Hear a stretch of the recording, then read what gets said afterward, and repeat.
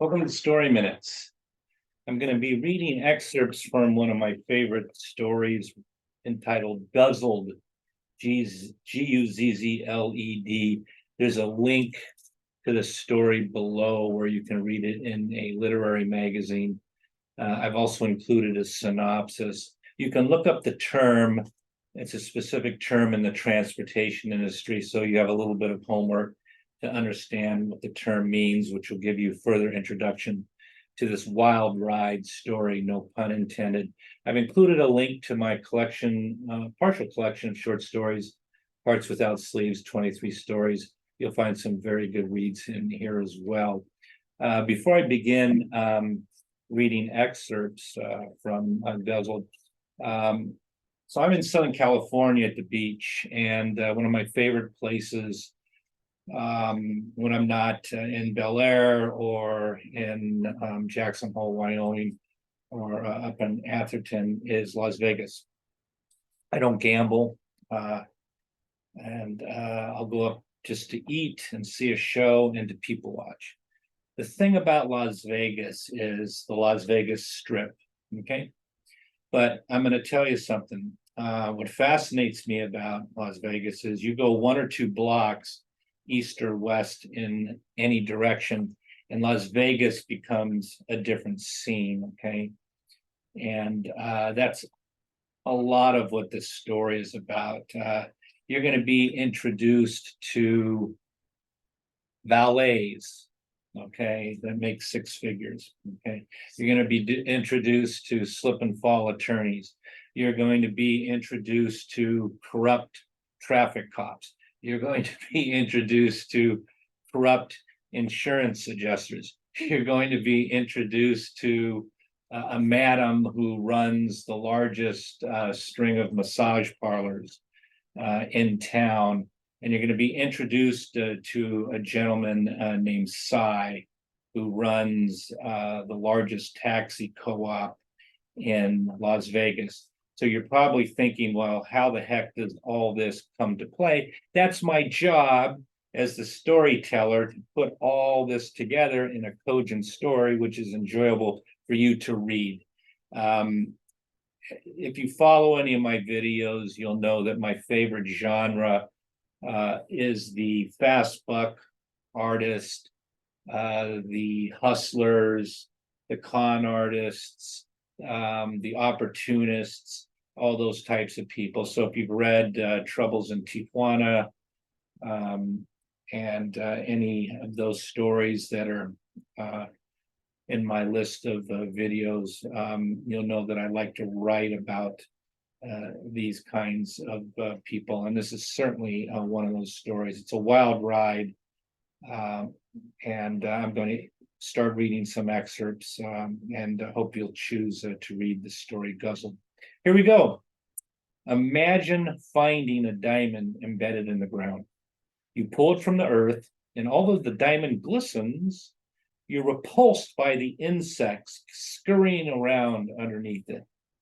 Like the insects, the hotel, restaurant, and tourism workers toil unnoticed and unappreciated under the glistening neon lights of Las Vegas. Vegas is a town of transients seeking do-overs and makeovers. My name is Ronnie Ricci. I'm a rarity in Vegas because I was born and raised here. My reputation as a golf hustler preceded me, so I wasn't able to find work as a golf instructor or even a caddy in Vegas. I found work as a valet, parking attendant, working late into the evening and early morning, sleeping all day.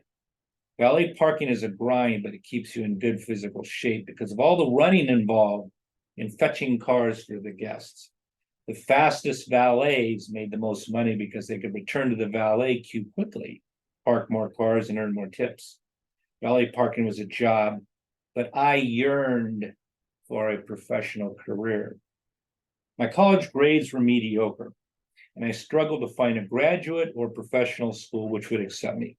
The streets of Vegas are lined with billboards advertising slip and fall attorneys who make big money representing hotel, casino, and restaurant employees seeking worker compensation claims from their employers. I'd meet these big shot attorneys parking their exotic cars and was impressed by their fancy suits and Italian loafers. It was easy to find a non-accredited law school which was eager to take my tuition and convince me that I would be one of the lucky 40% of the graduating class that would pass the Nevada bar exam. I graduated, received my degree, but failed to pass the Nevada law exam 4 times. My father was proud of my graduation from law school and was happy to have me living with him at home while I studied for the bar and parked cars. Upon returning to the valet stand to deliver a sleek new Maserati to a high roller, I felt a tap on my shoulder from the valet parking manager, who told me to head for the emergency room at University Hospital because my father had suffered a heart attack. I arrived at the cardiac ICU just in time to see my lifeless father wheeled from the treatment room. Electrodes and IV tubes dangled from the gurney, and the green flat line of the cardiac monitor reminded me of a dying Vegas neon sign.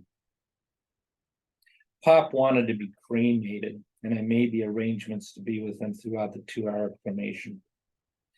As I left the crematory and entered the office to settle the bill, the funeral director pointed to an elaborate wreath on a stand reading "In loving memory" and said, "This just arrived for you, Mr. Ricci." There was a card with an embossed SH on the envelope, which I opened. A handwritten note said, "I was a friend of your father for 30 years. He loved you and spoke often about his son, the golf pro and future lawyer. He will be missed by Vegas. Regards, Cy Hirsch." Cy's business card was included, reading, "Cy Hirsch, President, Zion Taxi Cooperative."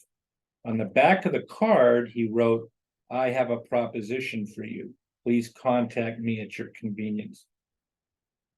The taxi cab industry in Vegas is a big business, and I knew the president of Zion Taxi Cooperative was a powerful man with influential contacts at all the casinos and government. I've teased you enough with the story. I hope there's enough